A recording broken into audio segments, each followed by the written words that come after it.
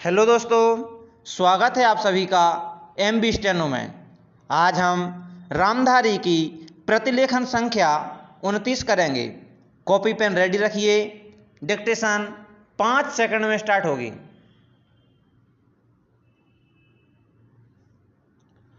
Start.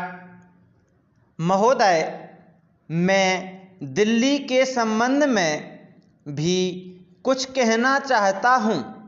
अब दिल्ली चूंकि केंद्र शासित क्षेत्र है और दिल्ली को केंद्र शासित क्षेत्र माना गया है, तो स्वभावतः दिल्ली वालों को यह आशा थी कि केंद्र से शासित होने से यहाँ पर उन्नति होगी और यहाँ के लोगों को कुछ सुविधा मिलेगी, संतोष प्राप्त होगा।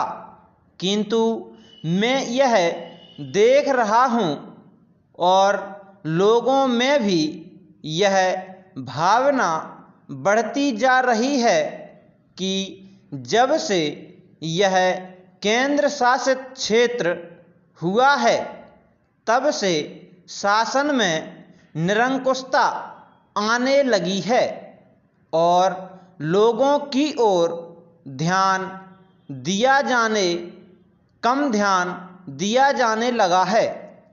इसलिए मैं यह कहना चाहता हूँ कि दिल्ली प्रशासन के पुनर्गठन के ऊपर पुनः जोर दिया जाना चाहिए और हो सके तो उसके लिए एक सीमित बैठक बैठा दी जाए और उसके लिए सोचा जाए कि दिल्ली का प्रशासन किस तरह का होना चाहिए।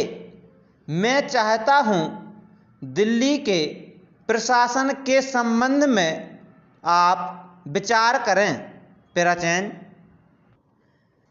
भ्रष्टाचार के संबंध में यहाँ बहुत कुछ कहा गया है।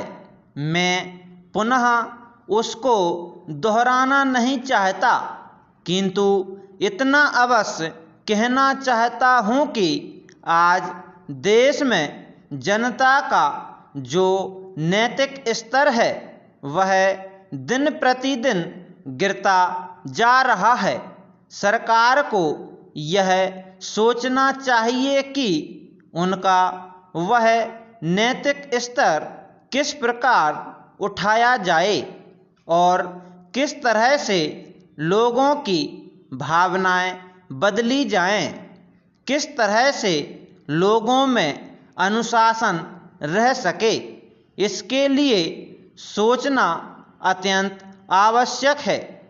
हम जब भ्रष्टाचार की बात कहते हैं तब यह तो सभी मानते हैं कि भ्रष्टाचार है और इसमें कोई दो राय नहीं है कि भ्रष्टाचार मौजूद है।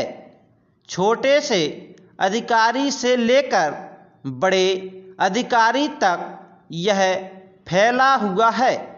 भ्रष्टाचार केवल प्रशासन में है ऐसी बात नहीं है, वरन यह लोगों में भी फैला हुआ है।